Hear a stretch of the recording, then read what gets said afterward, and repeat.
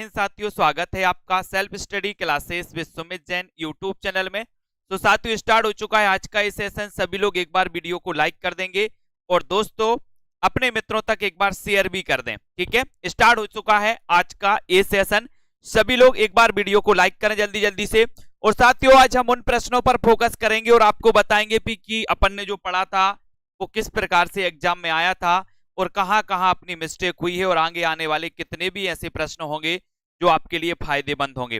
ठीक है, चैप्टर तो अपन दोस्तों फोकस कर ही रहे हैं, साथ ही दोस्तों अपन उन प्रश्नों पर भी चर्चा कर रहे हैं जो प्रश्न दोस्तों काय में पूछे गए थे, अपने टीजीटी में पूछे गए थे और वो प्रश्न आए कहां से थे, कैसे आए थे, उन प्रश्नों पर भी अपन चर्चा कर रहे हैं। ठीक है, तो सभी लोगों को पता है दोस्तों कि यहां से आपका एक क्वेश्चन आया था, उस क्वेश्चन पर भी अपन फोकस करेंगे। यहां पर दोस्तों ये पूरे के पूरे आपको क्या करना है, ये पूरे के पूरे सिद्धांत याद करना है। यहां से स्वच्छंदतावाद के प्रवर्तक कौन है, ये अपन ने पढ़ा था, और मैंने आपको बताया था कि स्वच्छंदतावाद वर्ड्सवर्थ, वर्ड मतलब क्या होता है, पक्षी, पक्षी होते हैं ना वर्ड, और वर्ड यानी पक्षी। और पक्षी कैसे उड़ते हैं दोस्तों, आकाश में स्वच्छंद रूप से उड़ते हैं। कैसे उड़ते हैं, स्वच्छंद रूप से उड़ते हैं पक्षी। तो स्वच्छंदतावाद के प्रवर्तक कौन है, वर्ड्सवर्थ। स्वच्छंदतावाद के प्रवर्तक कौन है, वर्ड्सवर्थ। ठीक है, यथार्थवाद के प्रवर्तक कौन है दोस्तों, कार्बे, कार्बे माने जाते हैं। और बोले सर हम यथार्थ में करबे, यथार्थ में करेंगे, अपन कोई भी काम करेंगे तो कैसे करना है अपन को, यथार्थ में करबे, यथार्थ में करबे। तो यथार्थवाद के कौन माने जाते हैं दोस्तों, कार्बे माने जाते हैं, कार्बे। ठीक है, संरचनावाद के प्रवर्तक कौन है दोस्तों, तो आपको याद रख लेना है फर्दिनांद डी सस्यूर, ये माने जाते हैं संरचनावाद के। बहुत सारे साथियों ने विखंडनवाद में सस्यूर लगाया है ना, तो ये आपको याद रख लेना है, फर्दिनांद डी सस्यूर माने जाते हैं संरचनावाद के। अब आपसे पूछा जाएगा कि संरचनावाद के प्रवर्तक कौन है, तो आपको सस्यूर लगाना है, श्योर, श्योर याद रख लेना, श्योर। बोले हम संरचना करने में श्योर हैं, है ना, क्या है, हम श्योर हैं, श्योर। बोले हम फर्जी नहीं है, फर्दिनांद डी सस्यूर याद रख लेना, ये संरचनावाद के प्रवर्तक हैं। उत्तर संरचनावाद, उत्तर संरचनावाद के जयाक देरिदा माने जाते हैं दोस्तों। उत्तर संरचनावाद के कौन माने जाते हैं, जयाक देरिदा, है ना, तो ये अपन को जयाक देरिदा याद रख लेना है। फिर आपसे पूछा जाता है प्रतीकवाद, प्रतीकवाद दोस्तों बादलेयर। और आपने देखा होगा दोस्तों कि बादलों को प्रतीक बनाकर रचनाएं लिखी गई हैं। आपने देखा होगा मेघदूत, बोले सर मेघदूत में बादलों को प्रतीक बनाया गया है ना, बादल राग में अपन ने पढ़ा है ना। तो बादलेयर प्रतीकवाद, काय को प्रतीक बनाया, बादल को, बादल को प्रतीक बनाया। तो प्रतीकवाद के प्रवर्तक कौन हो गए, बादलेयर हो गए। ठीक है, इनको भी अपन को याद रख लेना। बिंबवाद के प्रवर्तक कौन है दोस्तों, टी ई ह्यूम माने जाते हैं। कौन माने जाते हैं दोस्तों, टी ई ह्यूम माने जाते हैं, है ना, टी ई ह्यूम आपके बिल्कुल सही हो जाएगा। यहां से अजनबीपन, अजनबीपन ये दोस्तों स्कोलो वास्की माने जाते हैं। ठीक है, तो ये देखो, और जो आपका क्वेश्चन आया था वो है दोस्तों विखंडनवाद। विखंडनवाद आपसे पूछा गया था टीजीटी में और आपका उत्तर है जयाक देरिदा, है ना, जयाक दारिदा माने जाते हैं दोस्तों इसके प्रवर्तक। तो आपको याद रख लेना है, बोले विखंडन, विखंडन में जयाक यानी ज्यादा देरीदारी नहीं लगती, बोले ज्यादा देरीदारी नहीं लगती विखंडन होने में, विखंडन में ज्यादा देरीदारी नहीं लगती है। क्वेश्चन आपके टीजीटी में यहां से पूछ लिया गया था। तो विखंडनवाद के प्रवर्तक जयाक देरिदा। अब अपन को ये पूरे याद रखना है। स्वच्छंदतावाद के वर्ड्सवर्थ, वर्ड क्या करते, वर्ड मतलब पक्षी, और पक्षी स्वच्छंद उड़ते, तो स्वच्छंदतावाद के वर्ड्सवर्थ माने जाते दोस्तों पाश्चात्य काव्य शास्त्र में। ठीक है, यथार्थ में हमें करबे जाना है, बोले कार्बे, है ना, यथार्थ में कार्बे, तो कार्बे साहब हो जाएंगे, ये भी अपन को याद करना। संरचनावाद के प्रवर्तक कौन है, तो सस्यूर माने जाते, सस्यूर। बोले हम श्योर हैं, श्योर हैं, तो ये याद रख लेना, श्योर हैं संरचना करने में, तो संरचनावाद के सस्यूर माने जाते हैं। उत्तर संरचनावाद के जयाक देरिदा माने जाते हैं दोस्तों।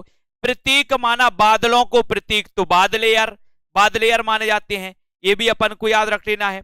ठीक है, बिंबवाद के प्रवर्तक कौन है, T E Hume, T E Hume माने जाते बिंबवाद के, ये भी आपको याद करना है। और अजनबीपन के दोस्तों स्केलो बस की माने जाती है, इसको याद करो।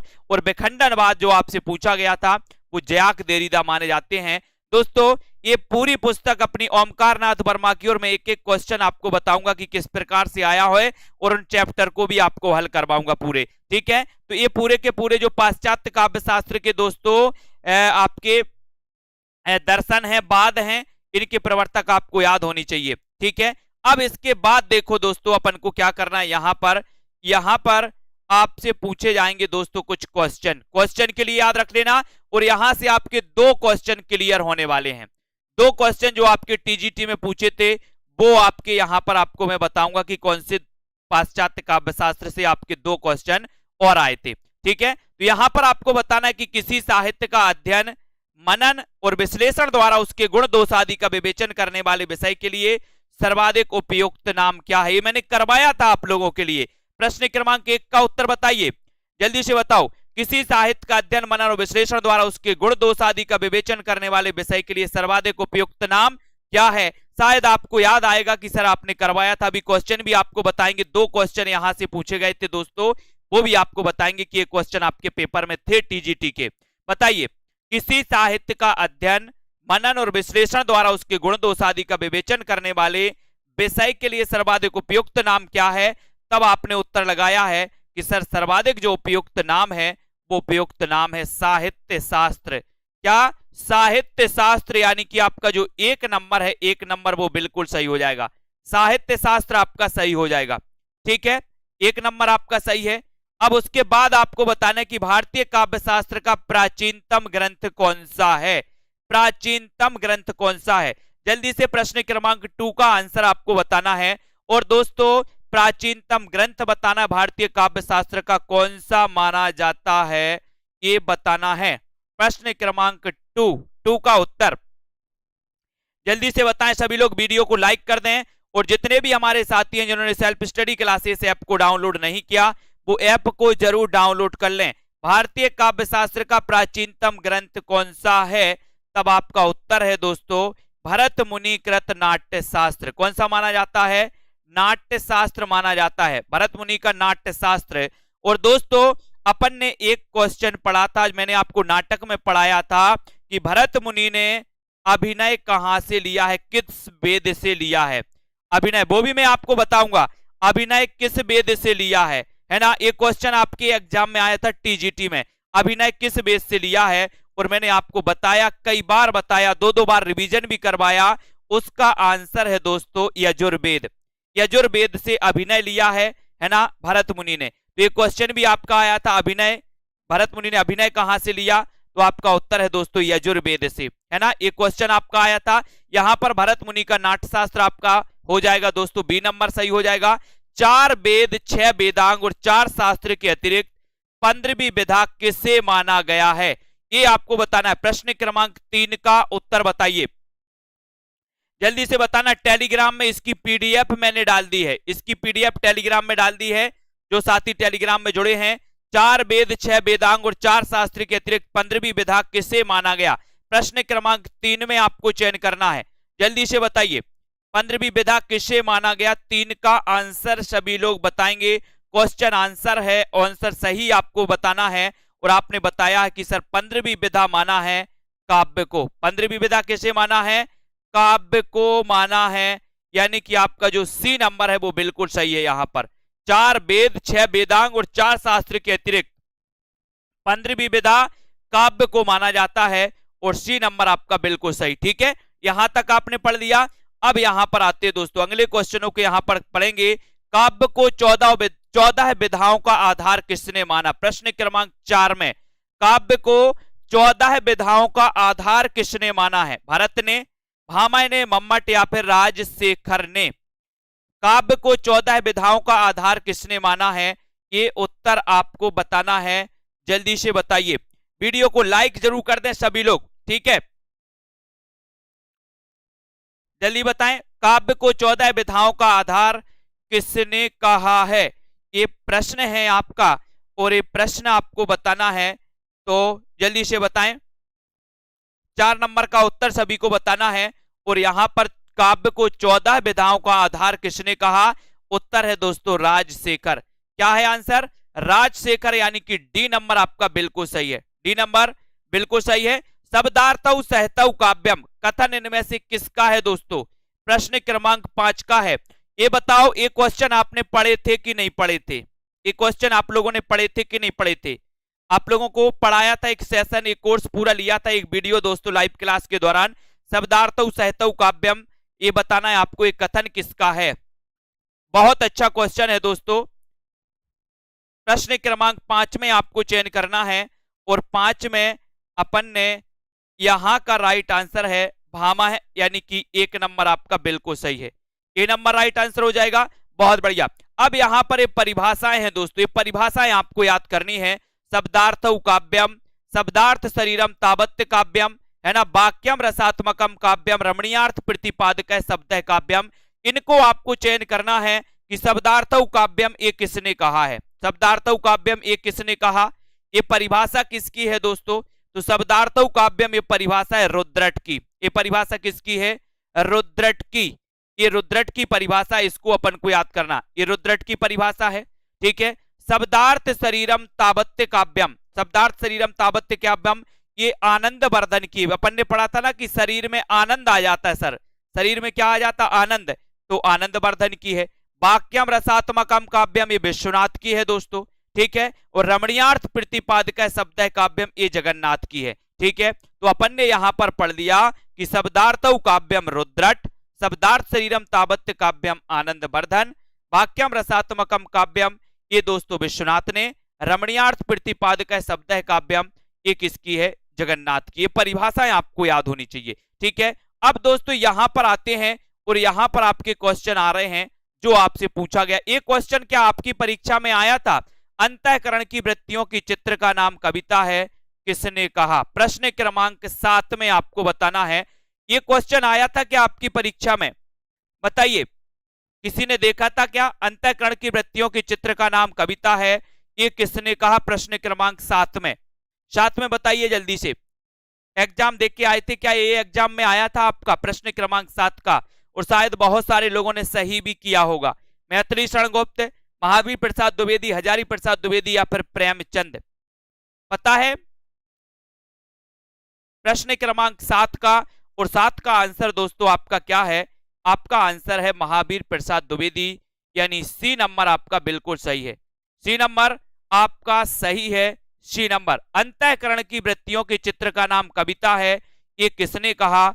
उत्तर है महावीर प्रसाद द्विवेदी। एक क्वेश्चन आपके एग्जाम में आया था दोस्तों, एक क्वेश्चन सीधा आपके एग्जाम में बना था। ठीक है। अब देखो उसके बाद, कविता को जीवन और जगत की अभिव्यक्ति किसने कहा?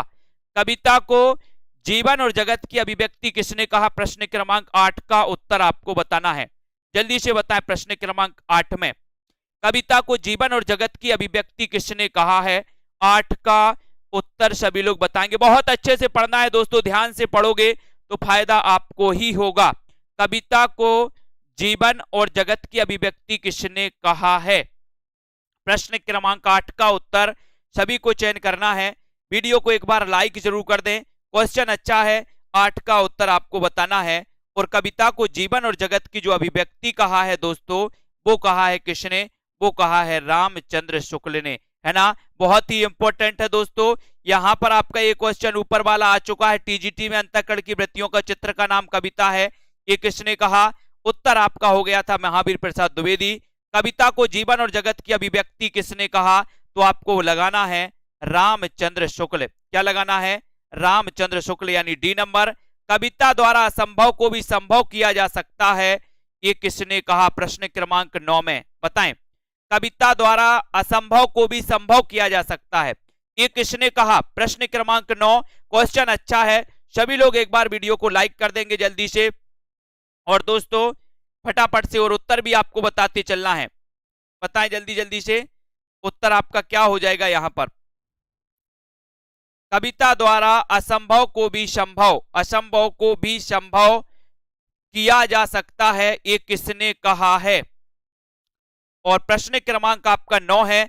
अच्छा क्वेश्चन है दोस्तों, और उत्तर है महावीर प्रसाद द्विवेदी। कविता द्वारा असंभव को भी संभव किया जा सकता है, महावीर प्रसाद द्विवेदी ने कहा। किसने कहा? महावीर प्रसाद द्विवेदी, है ना। ये नंबर आपका बिल्कुल सही है, बहुत बढ़िया। अब यहां पर आपको बताना, सुमेलित करना है दोस्तों। काव्य जीवन की आलोचना है, काव्य आत्मा की संकल्पनात्मक अनुभूति है, काव्य आत्मा अभिव्यक्ति है, कविता हमारे परिपूर्ण क्षणों की वाणी है। ये आपको बताना है कि किस किस के एक कथन है। काव्य जीवन की आलोचना है, ये किसने कहा। काव्य जीवन की आलोचना ये किसने कहा, ये आपको बताना है। काव्य जीवन की एक क्वेश्चन और मैं आपको इसी में से बता रहा हूं दोस्तों, इसी में से आपका एक और क्वेश्चन आया था, सिर्फ इन्हीं 26 प्रश्नों में से जो मैंने आपको करवाया भी था, है ना। और यहां पर काव्य जीवन की आलोचना है, ये कहा किसने, प्रेमचंद ने। ठीक है। काव्य आत्मा की संकल्पनात्मक अनुभूति है, काव्य दोस्तों आत्मा की संकल्पनात्मक अनुभूति है, ये किसने कहा, ये कहा जयशंकर प्रसाद ने। ठीक है। काव्य आत्मा भी व्यक्ति है, काव्य आत्मा भी व्यक्ति है, किसने कहा, डॉक्टर नगेंद्र ने। ठीक है। कविता हमारे परिपूर्ण क्षणों की वाणी है, ये किसने कहा, ये कहा सुमित्रानंदन पंत ने। याद रख लेना, काव्य जीवन की आलोचना है, प्रेमचंद ने कहा। ठीक है। काव्य आत्मा की संकल्पनात्मक अनुभूति है दोस्तों, ये जयशंकर प्रसाद ने कहा। ठीक है। काव्य आत्मा अभिव्यक्ति है, डॉक्टर नगेंद्र कह रहे हैं।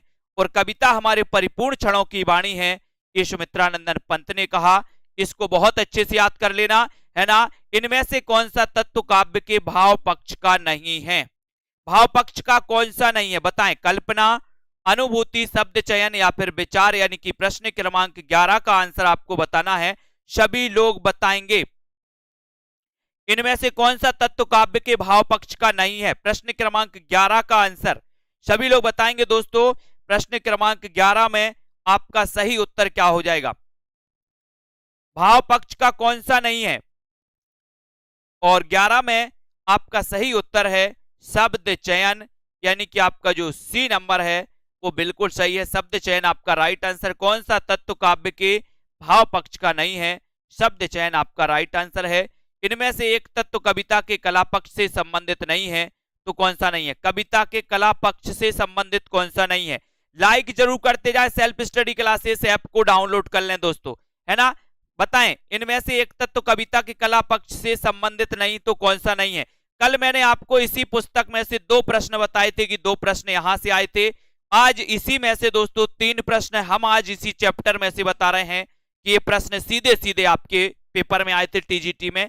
प्रश्न क्रमांक 12 का उत्तर दोस्तों आपका डी है कि ये कला पक्ष से संबंधित नहीं है, डी आपका बिल्कुल सही हो जाएगा। ठीक है, ये आपका डी सही है। किसी प्रसिद्ध या कल्पित कथानक से आबद्ध सर्गबद्ध काव्य को क्या कहते हैं, किसी प्रसिद्ध या कल्पित कथानक से आबद्ध सर्गबद्ध काव्य को क्या कहते हैं, प्रबंध काव्य, मुक्तक काव्य, दृश्य काव्य या इनमें से कोई नहीं, बताइए। प्रश्न क्रमांक 13 का आंसर आपको चयन करना है। इन चैप्टर को इंपॉर्टेंट चैप्टर को अपन कवर कर रहे हैं जो दोस्तों आपके लिए इंपॉर्टेंट है। किसी प्रसिद्ध या कल्पित कथानक से आबद्ध सर्गबद्ध काव्य को क्या कहते हैं, तब आपका उत्तर क्या है, उत्तर क्या है दोस्तों, उत्तर है आपका 13 का ए, 13 का ए यानी कि दोस्तों प्रबंध काव्य, 13 का ए आपका प्रबंध काव्य बिल्कुल सही हो जाएगा। ठीक है, प्रबंध काव्य कहते हैं। कविता में सर्वोपरि महत्व किसका होता है दोस्तों, कविता में सर्वोपरि महत्व किसका होता है, प्रश्न क्रमांक 14 का आंसर आपको चयन करना है। कविता में सर्वोपरि महत्व इनमें से किसका होता है, प्रश्न क्रमांक 14, बुद्धि का, भाषा का, कल्पना का या संगीत तत्व का। प्रश्न क्रमांक आपका 14 है। क्वेश्चन अच्छा है दोस्तों, कविता में सर्वोपरि महत्व इनमें से किसका होता है, 14 का आंसर। और सर्वोपरि जो महत्व होता है वो महत्व होता है दोस्तों काय का होता है, कल्पना का होता है। सेल्फ स्टडी क्लासेस ऐप को डाउनलोड कर ले दोस्तों, जिनको भी एडमिशन लेना है एडमिशन ले सकते हैं। बी नंबर कल्पना आपका बिल्कुल सही हो जाएगा। ठीक है, अब यहां पर आते हैं दोस्तों, यहां पर अपन प्रश्नों का सामना करते हैं और महत्वपूर्ण प्रश्न हैं उनको देखते हैं। काव्य हेतु का सही अर्थ क्या है, काव्य हेतु का सही अर्थ क्या है, काव्य की उपयोगिता, काव्य रचना का उद्देश्य, काव्य रचना का कारण या फिर काव्यगत सौंदर्य, यानी कि प्रश्न क्रमांक 15 बताएं, 15 का आंसर क्या हो जाएगा,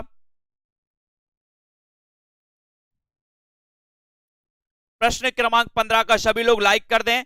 काव्य हेतु के बारे में आपको बताना है।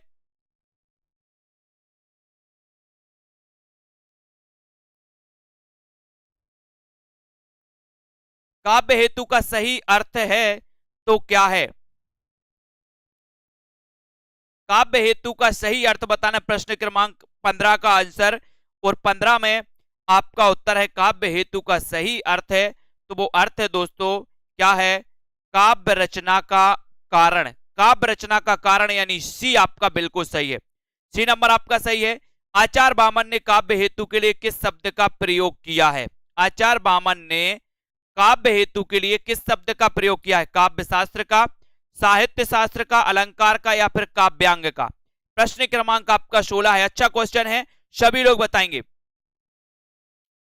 क्या उत्तर हो जाएगा यहां पर। आचार्य बामन ने काव्य हेतु के लिए किस शब्द का प्रयोग किया है? प्रश्न क्रमांक 16 का आंसर है। अच्छा क्वेश्चन है। और दोस्तों ये क्वेश्चन पूछा जाता है कि काव्य हेतु के लिए आचार्य बामन ने किस शब्द का प्रयोग किया है, और उत्तर चला जाएगा दोस्तों क्या? उत्तर चला जाएगा डी यानी कि काव्यांग। काव्यांग डी नंबर आपका बिल्कुल सही है। बहुत बढ़िया। एकाग्रता और अभ्यास से उत्पन्न शक्ति को काव्य हेतु किसने माना? प्रश्न क्रमांक 17 एकाग्रता और अभ्यास से उत्पन्न शक्ति को काव्य हेतु किसने माना है? 17 का आंसर आपको चयन करना है। बताएं, एकाग्रता और अभ्यास से उत्पन्न शक्ति को काव्य हेतु मानने वाले विद्वान कौन है? 17 का आंसर चयन करना है। वीडियो को लाइक कर दें एक बार दोस्तों, सभी लोग लाइक करना है और अपने मित्रों तक शेयर कर दो। आपका एक क्वेश्चन है कि एकाग्रता और अभ्यास से उत्पन्न शक्ति को काव्य हेतु किसने माना है? ये आपका अच्छा क्वेश्चन है। सभी लोग बताएंगे राजशेखर ने, भरत मुनि, दंडी, या फिर रुद्रट ने? बताइए। बिल्कुल छोटी जी, बहुत बढ़िया। यहां पर आपका राइट आंसर 17 का आंसर आपका चयन करना है, और 17 का आंसर है राजशेखर यानी ए नंबर। ए नंबर जिन्होंने लगाया उनका आंसर बिल्कुल सही। राजशेखर ने प्रतिभा के कितने भेदों का उल्लेख किया? 2, 3, 4 या फिर 5? राजशेखर ने प्रतिभा के कितने भेदों का उल्लेख किया है? 18 का आंसर बताना है। राजशेखर ने प्रतिभा के कितने भेदों का उल्लेख किया है? 18 में आपको बताना है 2, 4, 3 या फिर 5? बताएं। और अपन ने पढ़ा था कि सर राजशेखर ने प्रतिभा के 3 भेदों का उल्लेख किया था। कौन कौन से 3 भेद थे दोस्तों? सहजा, आहार्या, औपदेशिकी। यानी कि आपका उत्तर बी नंबर बिल्कुल सही। बी नंबर आपका राइट आंसर। वेरी गुड, बहुत बढ़िया। अब यहां पर देखो दोस्तों, राजशेखर के अनुसार इनमें से बुद्धि के 3 भेद कौन हैं? बताएं। अपन ने पढ़ ही लिया है पहले। राजशेखर ने प्रतिभा के कितने भेदों का उल्लेख किया? तो बोले सर 3।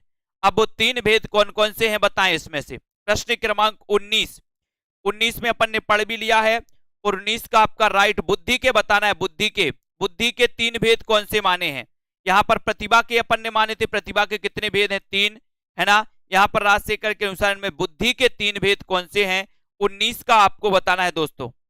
19 का बुद्धि के 3 भेद बताना है, और यहां पर आपको बताना है कि स्मृति, मति और प्रज्ञा, ये 3 बुद्धि के 3 भेद माने इन्होंने दोस्तों, है ना। इनने प्रतिभा के 3 भेद माने कौन कौन से? सहजा, आहार्या और उपदेशिकी, ये माने। लेकिन बुद्धि के इन्होंने स्मृति, मति और प्रज्ञा, ये 3 भेद बुद्धि के इन्होंने माने।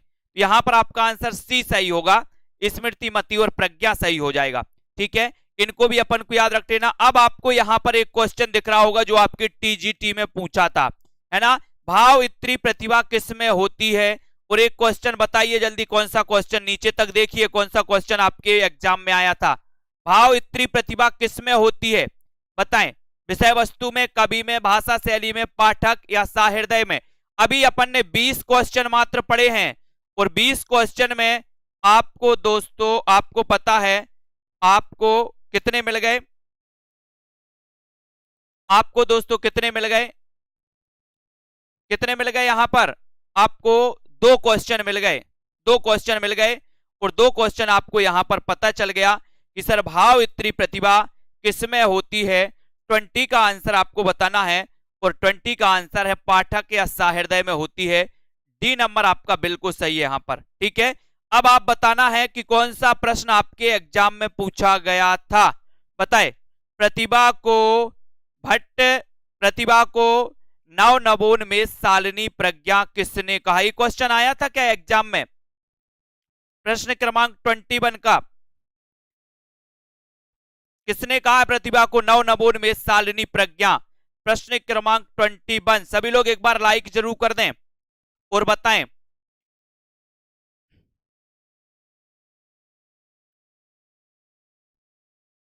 प्रश्न क्रमांक 21।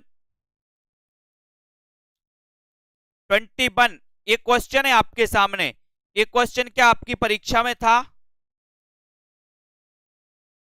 प्रतिभा को नव नवोन्मेष शालिनी प्रज्ञा किसने कहा? 21 का आंसर आपका उत्तर है दोस्तों, क्या है? क्या है उत्तर? है भट्टतोत। भट्टतोत यानी कि ये नंबर आपका सही है। अभी अपन ने कितने क्वेश्चन पढ़े हैं? मात्र 21 क्वेश्चन पढ़े हैं, और 21 में से आपको 2 क्वेश्चन आपके एग्जाम में आए हुए थे।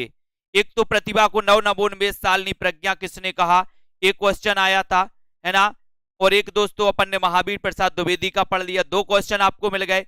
अब आपको ये याद रख लेना है कि प्रतिभा को अपूर्व वस्तु निर्माण क्षमा प्रज्ञा किसने कहा। प्रश्न क्रमांक 22 का आपको बताना है, प्रतिभा को अपूर्व वस्तु निर्माण क्षमा प्रज्ञा इनमें से किसने कहा है? 22 का आंसर आपको चयन करना है। वीडियो को लाइक जरूर बताना है, जल्दी से बताएं। बताएं प्रश्न क्रमांक 22।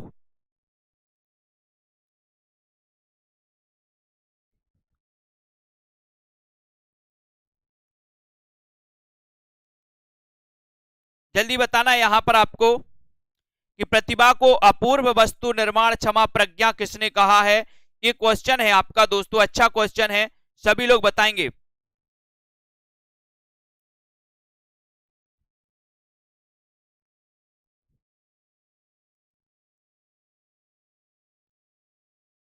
और यहां पर 22 का आंसर जो हो जाएगा दोस्तों, वो क्या हो जाएगा?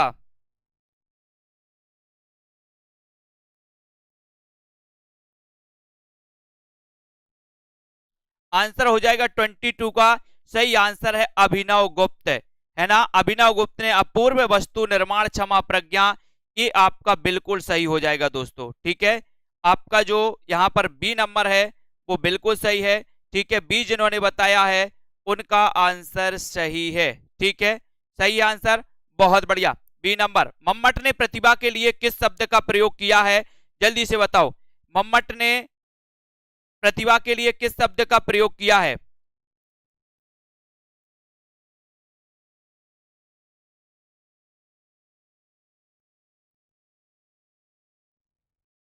मम्मट ने प्रतिभा के लिए किस शब्द का प्रयोग किया है, आपको बताना है, जल्दी से बताएं।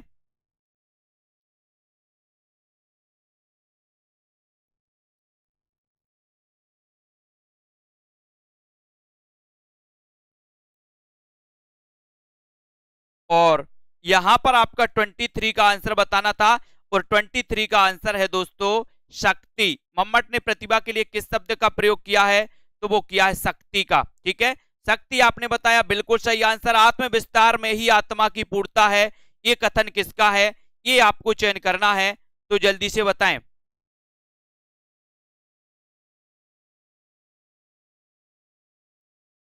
और यहां पर आपका सही आंसर क्या हो रहा है?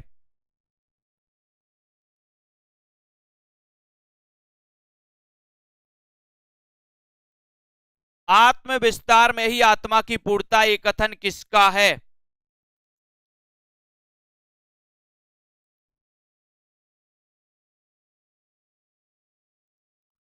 और यहां पर आपका 24 का आंसर है, और 24 में आपका सही आंसर है दोस्तों बाबू गुलाब राय। आत्म विस्तार में ही आत्मा की पूर्णता है, ये बाबू गुलाब राय जी का कथन है। आत्म विस्तार को काव्य का प्रेरक तत्व किसने माना है? आत्म विस्तार को सभी लोग बताएंगे।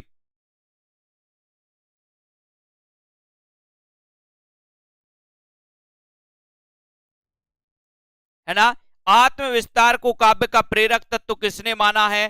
प्रश्न क्रमांक 25 में। और 25 में आपका सीधा आंसर है दोस्तों आत्मविस्तार को काव्य का प्रेरक तत्व माना है बाबू गुलाब राय ने। किसने माना? बाबू गुलाब राय ने। और एक क्वेश्चन जो लास्ट है आज का 26, आचार्य दुलारी वाजपेयी ने काव्य की प्रेरणा किससे माना है दोस्तों? सजगता, वासना का दमन, अनुभूति या फिर अध्ययन, इनमें से आपको चयन करना है। और यहां पर एक क्वेश्चन है आपका दोस्तों, क्या है? राजशेखर वाला जो क्वेश्चन है इसको एक बार सुधार लो कि राजशेखर ने प्रतिभा के दो भेद माने हैं, इसको आपको सुधार लेना है। कार्य इत्री प्रतिभा और दोस्तों भाव इत्री प्रतिभा, ठीक है, ये दो आपको यहां पर सुधार लेना। राजशेखर ने प्रतिभा के कितने भेदों का उल्लेख किया है? तो इन्होंने दो भेदों का उल्लेख किया है, एक तो कार्य इत्री प्रतिभा और एक दोस्तों भाव इत्री प्रतिभा, ठीक है। ये दो भेदों को आपको याद कर लेना, ये दो भेद हैं। एक क्वेश्चन थोड़ा सा मिस्टेक है, इसको सुधार लेना। राजशेखर ने प्रतिभा के दो भेदों का उल्लेख किया है, कार्यत्री और भावत्री, इसको सुधारो। उसके बाद यहां आ जाते हैं कि आचार्य नंदुलारी वाजपेयी ने काव्य की प्रेरणा किससे मानी है? सजगता से मानी है या फिर दोस्तों अनुभूति या फिर वासना से मानी है ना? जल्दी से आपको बताना है। एक क्वेश्चन और बताएंगे कि एक और क्वेश्चन आपका कहां से आया था। आज 4 क्वेश्चन को आपका फोकस किया गया है। आचार्य नंदुलारी वाजपेयी ने काव्य की प्रेरणा किससे मानी है? ये प्रश्न क्रमांक आपका 26 है और 26 में आपने बिल्कुल सही आंसर चयन किया है कि सर अनुभूति से, यानी बी नंबर आपका बिल्कुल सही है। बी नंबर आपका अनुभूति बिल्कुल सही है। आप यहां पर आते हैं, यहां पर दोस्तों सबसे पहले मैं आपको क्वेश्चन बता दे रहा हूं। आपसे पूछा गया था ब्रह्म संप्रदाय के प्रवर्तक कौन है? ये क्वेश्चन आया था क्या आपके एग्जाम में? बताइए, ब्रह्म संप्रदाय के प्रवर्तक कौन है? ये आपके एग्जाम में आया था क्या? आज दोस्तों अपन ने ओमकार नाथ वर्मा की बुक को उठाया, कल से उठाया, और कल मैंने आपको 2 क्वेश्चन को बताया था कि यहां से 2 क्वेश्चन आए। आज मैंने आपको 4 क्वेश्चन पुनः बता दिए कि 4 क्वेश्चन दोस्तों सीधे सीधे आए, सीधे सीधे उठाए, यहां से सीधे सीधे अपन ने 26 क्वेश्चन पढ़े। और 26 में टीजीटी में 2 क्वेश्चन 26 प्रश्नों में से एक क्वेश्चन पहले अपन ने दोस्तों पाश्चात्य काव्य शास्त्र का विखंडनवाद का पढ़ा। एक क्वेश्चन और आपको बता दिया कि यहीं से आपका ब्रह्म संप्रदाय पूछा गया था, क्या आपसे पूछा गया था मध्वाचार का, ठीक है। ये संप्रदाय मैंने आपको ट्रिक से याद करवाए थे पूरे के पूरे। आज अपन इनको फिर से दोस्तों पढ़ेंगे, थोड़ा सा इनका अध्ययन करेंगे। यहां पर आ जाओ, रस संप्रदाय के प्रवर्तक कौन है? तो आचार्य भरत मुनि है, सभी को पता है, ठीक है। अलंकार संप्रदाय के प्रवर्तक कौन है? भामय है, ठीक है। रीति संप्रदाय के प्रवर्तक कौन है? आचार्य वामन है दोस्तों। ध्वनि संप्रदाय के आचार्य आनंद वर्धन है, ध्वनि संप्रदाय के, ठीक है। ये आपको पता चल गया। ध्वनि बोले अच्छी सी ध्वनि कानों में पड़ जाए तो आनंद आ जाता, तो आनंद वर्धन। रीति से पूजन करवाते बामन लोग, तो बामन हो गए, है ना। अलंकार बोले सर भामाशाह है, अलंकार करते हैं, ठीक है। रस संप्रदाय तो आपको पता ही है। वक्रोक्ति बोले सर जो आप वक्र रहे हो वो हमारे कान तक जा रहा है, कान तक, तो कुंतक आपका सही हो जाएगा। औचित्य काय में क्षमा करने में है, तो क्षेमेंद्र। औचित्य संप्रदाय के प्रवर्तक कौन है? क्षेमेंद्र हैं, ठीक है। उत्पत्तिवाद के कौन है दोस्तों? भट्ट लोल्लट माने जाते हैं उत्पत्तिवाद के, है ना। तो यहां से भी आपके एग्जाम में पूछे जा सकते, चिंता नहीं करना। अनुमतिवाद के कौन है? तो अनुमतिवाद के शंकोक, अपन शंख बजाते और अनुमति लेते हैं भगवान से। अनुमतिवाद के प्रवर्तक कौन है? आचार्य शंकोक हैं, ठीक है। ये भी आपको याद रखना है, ठीक है। अब यहां पर देखो भुक्तिवाद या भोगवाद के कौन है? तो भट्टनायक है दोस्तों, भट्टनायक। भुक्तिवाद या भोगवाद के, है ना, ये अपन को पता चल गया। अभिव्यक्तिवाद अभिनव गुप्त, जो अभिनय करते हैं दोस्तों वो अभिव्यक्ति भी करते हैं, तो अभिनव गुप्त आपका हो गया। छायावाद के प्रवर्तक तो जयशंकर प्रसाद हैं ही। स्वच्छंदतावाद के दोस्तों अपन पढ़ते हिंदी में श्रीधर पाठक हैं। और पाश्चात्य काव्य शास्त्र में अगर हम पढ़ते तो स्वच्छंदतावाद के प्रवर्तक कौन है? बताइए जल्दी से। स्वच्छंदतावाद के पाश्चात्य काव्य शास्त्र में प्रवर्तक कौन माने जाते? इसके पहले अपन ने पढ़ा था हालावाद के प्रवर्तक हरिवंश राय बच्चन है दोस्तों, हालावाद के प्रवर्तक, है ना। मासलवाद के देख लो, रामेश्वर शुक्ल अंचल माने जाते, मासलवाद के प्रवर्तक रामेश्वर शुक्ल अंचल, ठीक है। कैप्सूल बोले सर हम ओम का कैप्सूल का जप करते, ओम का करते तो ओमकारनाथ त्रिपाठी हो गए, ओमकार कैप्सूलवाद के प्रवर्तक, ठीक है। प्रबद्धवाद और नकेनवाद दोस्तों नलिन बिलोचन शर्मा, केसरी कुमार और नरेश, है ना, ये माने जाते प्रबद्धवाद के। और प्रयोगवाद के अज्ञेय माने जाते, अज्ञेय, ये तो आपको पता ही है, ठीक है ना। ये पूरा ऐप में है, ट्रिक से मैंने पढ़ाया है। अब आपको पता होनी चाहिए दोस्तों अनुकरण सिद्धांत, प्लेटो, है ना, प्लेटो, ठीक है। ब्रेचन सिद्धांत अरस्तु माने जाते हैं, इनको अपन को याद रख लेना। अभिव्यंजनावाद के लॉन्जाइनस है, अभिव्यंजनावाद के, है ना। संप्रेषणवाद या मूल्यवाद के आई.ए. रिचर्ड्स माने जाते हैं, रिचर्ड्स, ठीक है, ये भी आपको याद करना है। मीमांसा सिद्धांत, अर्थ मीमांसा सिद्धांत आई.ए. रिचर्ड्स का है। अस्तित्ववाद सोरेन कीरकेगार्ड का है, सोरेन, ठीक है। अभिव्यंजनावाद देखो, अभिव्यंजनावाद दोस्तों ये किसका है, बेनेडिक्टो क्रोचे का है, ठीक है। स्वच्छंदतावाद ये वर्ड्सवर्थ का है दोस्तों, पाश्चात्य काव्य शास्त्र में, ठीक है, इनको आपको याद रख लेना है। और द्वंद्ववाद हीगल का है। कल्पनावाद देखो, कल्पनावाद कॉलरिज का माना जाता है, कॉलरिज का, ठीक है। ये हो गया बिंबवाद, टी.ई. ह्यूम, है ना, एजरा पाउंड, ये बिंबवाद के प्रवर्तक हैं दोस्तों, ठीक है। प्रतीकवाद का देखो, प्रतीकवाद के प्रवर्तक कौन है, तो प्रतीकवाद के प्रवर्तक है बादलेयर, बादल को प्रतीक माना जाता है, ये अपन को पता है दोस्तों, ठीक है। अब देखो यहां पर वस्तुनिष्ठ समीकरण इलियट है, इलियट, ठीक है। और यहां पर निर्वैयक्तिकवाद इलियट, यथार्थवाद कार्बे, मनोवैज्ञानिक यथार्थवाद फ्रायड है दोस्तों, इसको अच्छे से पढ़ लेना। समाजवादी यथार्थवाद कार्ल मार्क्स, अंतश्चेतनावादी यथार्थवाद डी.एच. लॉरेंस और कुत्सित यथार्थवाद दोस्तों फ्लावर्ड माने जाते हैं। तो यहां से क्वेश्चन आपका पूछा जाता है दोस्तों, इसको आपको याद रख लेना है, ठीक है ना। तो ये आपको याद रख लेना है दोस्तों, है ना। अनुकरण सिद्धांत हो गया, प्लेटो को ब्रेचन सिद्धांत रस्तु का हो गया, उदात्त अभिव्यंजनावाद लॉन्जाइनस हो गया, संप्रेषणवाद आई.ए. रिचर्ड्स हो गया, अर्थमीमांसा आई.ए. रिचर्ड्स का है, अस्तित्ववाद ये सोरेन कीरकेगार्ड, इनको बहुत अच्छे से रटना है, याद करना है, ठीक है। अभिव्यंजनावाद बेनेडिक्टो क्रोचे माने जाते हैं, स्वच्छंदतावाद वर्ड्सवर्थ माने जाते हैं, ठीक है, इनको अपन को याद कर लेना। उसके बाद दोस्तों और सिद्धांत है जिनको अपन को याद करना है। महान यथार्थवाद जॉर्ज लुकाच माने जाते हैं। प्राकृतवाद देखो, है ना, एमिली जोला। अति यथार्थवाद आंद्रे ब्रेता और हावर्ट रीड माने जाते हैं दोस्तों। दादावाद देखो, दादावाद ज्यार माने जाते हैं, है ना। नव्य शास्त्रवाद बेन जॉनसन, ठीक है। संरचनावाद याद रख लेना, संरचनावाद सस्यूर माने जाते हैं, संरचनावाद के सस्यूर। उत्तर संरचनावाद के ज्याक देरिदा, है ना। अजनबीपन के स्केलोवस्की, है ना। और विखंडनवाद जो आपसे पूछा गया था वो ए है विखंडनवाद, ज्याक देरिदा माने जाते, दारेदा, है ना, ये माने जाता है। ये अपन को याद रख लेना है। ये विखंडनवाद का एक क्वेश्चन आपके एग्जाम में आया था, विखंडनवाद के प्रवर्तक कौन है, तो ज्याक देरिदा, है ना, ये क्वेश्चन आया था विखंडनवाद। अंतर्विरोध देखो, अंतर्विरोध, है ना, क्लींथ ब्रुक्स माने जाते हैं। विडंबना और विसंगति दोस्तों ये क्लींथ ब्रुक्स माने जाते हैं इसके प्रवर्तक, ठीक है। विरोधाभास इसके रॉबर्ट पेन वॉरेन और साहित्य का समाजशास्त्र ईपालीत तेन माने जाते हैं। तो ये थोड़े थोड़े से दोस्तों आपके क्या है, ये सिद्धांत है, दर्शन है दोस्तों, इनको अपन को पढ़ना है। ये क्वेश्चन आपके उत्तर में आया था। अब आपको संरचनावाद नहीं भूलना है, ये संरचनावाद सस्यूर का माना जाता है, इसके प्रवर्तक कौन है, सस्यूर, डी सस्यूर माने जाते हैं, इनको अपन को याद रख लेना, ठीक है। सभी लोग वीडियो को लाइक जरूर कर देना। अब यहां पर आते दोस्तों, श्री संप्रदाय के प्रवर्तक कौन है, तो उत्तर है रामानुज। सभी को पता है, बोले सर राम श्री राम, अपन बोलते ना श्री राम, श्री, तो श्री से श्री संप्रदाय और राम से दोस्तों रामानुज, तो श्री संप्रदाय रामानुज। सनक संप्रदाय, सनक संप्रदाय निम्बार्क अपन ने पढ़ा था ना, द्वैता द्वैतवाद किसे कहा जाता है, तो द्वैता द्वैतवाद कहा जाता है दोस्तों, है ना, यही सनक संप्रदाय है। अपन पढ़ते ना नींबू देत देत थक गए, है ना, और नींबू ना दे तो पड़ोसी सनक जाता है। तो आपसे सनक संप्रदाय पूछा जाएगा कि सनक संप्रदाय के प्रवर्तक कौन है, आपको निम्बार्क बताना है, ठीक है। रुद्र संप्रदाय के प्रवर्तक कौन है, तो आपको विष्णु स्वामी बताना है। और ये आपके एग्जाम में आ गया था ब्रह्म संप्रदाय। ब्रह्म संप्रदाय दोस्तों मध्वाचार माने जाते हैं, और इसको अन्य नाम क्या है दोस्तों बताइए, है ना। अगर द्वैतवाद कहें, द्वैतवाद कहें कि द्वैतवाद के प्रवर्तक कौन है, तो द्वैतवाद के भी कौन माने जाते हैं, मध्वाचार, इसको आपको याद रख लेना है ना। और दोस्तों ये रामावत संप्रदाय रामानंद का है, रामावत संप्रदाय के प्रवर्तक कौन है, रामानंद।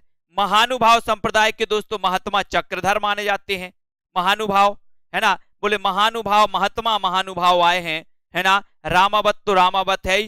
बारकरी संप्रदाय देखो संत ज्ञानेश्वर हैं, है ना, बोले ज्ञान से बारकरी, ज्ञान से बारकरी, तो ज्ञान से दोस्तों ज्ञानेश्वर और बारकरी से बारकरी ज्ञानेश्वर हो जाएंगे। उदासी संप्रदाय देख लो, उदासी संप्रदाय किस श्रीचंद माने जाते दोस्तों, श्रीचंद, ये भी आपको याद रख लेना है ना। उदासी संप्रदाय के श्रीचंद माने जाते हैं।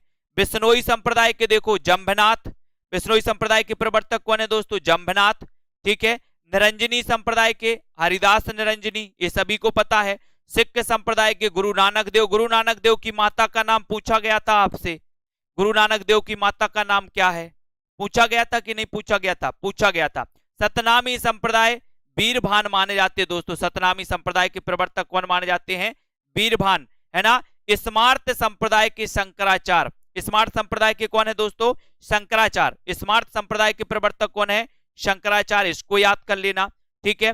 राधा वल्लभी संप्रदाय गोसाई हित हरिवंश माने जाते हैं, हित, है ना, ये हो गया। हरिदासी जिसे सखी संप्रदाय या टट्टी संप्रदाय कहते हैं, तो आपका उत्तर हो जाएगा स्वामी हरिदास, स्वामी हरिदास, ठीक है, ये हो गया।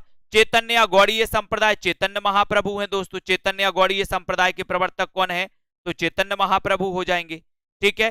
दास भाव भक्ति रामानुजाचार्य, दास भाव भक्ति, है ना, रामानुजाचार्य। पुष्टि मार्ग की स्थापना वल्लभाचार्य, है ना। चिश्ती संप्रदाय ख्वाजा आबुदुल्लाह चिश्ती हैं दोस्तों। सोहरावर्दी संप्रदाय के सैयद अलाउद्दीन सुर्खपोश हैं, है ना। कादरी के शेख अब्दुल कादिर जिलानी माने जाते हैं। और नक्शबंदी संप्रदाय के ख्वाजा बहाउद्दीन नक्शबंद माने जाते हैं। तो आपको इन संप्रदायों को बहुत अच्छे से पढ़ना है, चाहे श्री संप्रदाय हो रामानुज का, चाहे सनक संप्रदाय निम्बार्क का हो, चाहे रुद्र संप्रदाय दोस्तों विष्णु स्वामी का हो, इसको भी अपन को याद रख लेना है। ब्रह्म संप्रदाय भी आपको याद रख लेना है, ठीक है। ब्रह्म संप्रदाय मध्वाचार्य, रामावत संप्रदाय रामानंद महानुभाव, महात्मा चक्रधर है महानुभाव संप्रदाय के, है ना।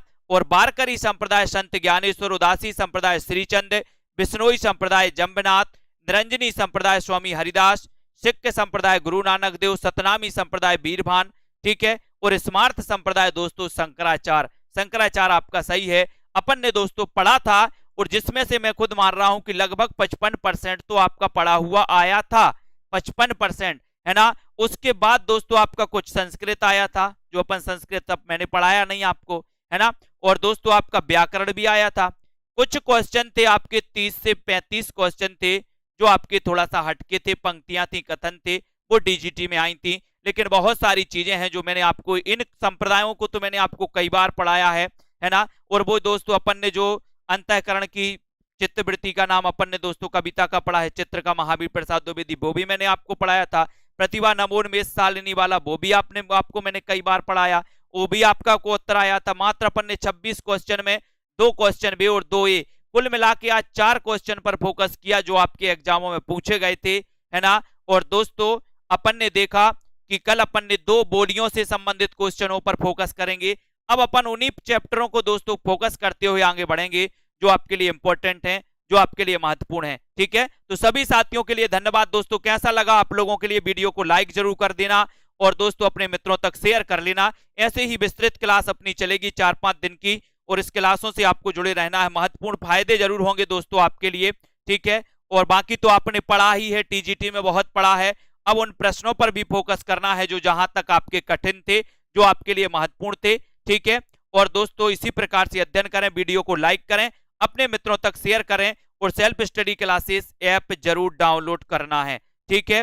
बिल्कुल इसी प्रकार से बहुत सारे क्वेश्चन जानबूझकर गलत हुए हैं आप लोगों के, और दोस्तों उन क्वेश्चनों का पछतावा होता होगा। आज क्वेश्चन आप देख रहे होंगे, ठीक है, तो आपको जरूर पछतावा हुआ होगा कि सर इतने सरल क्वेश्चन जो आपने पढ़ाए भी थे वो भी गलत हुए हैं, है ना।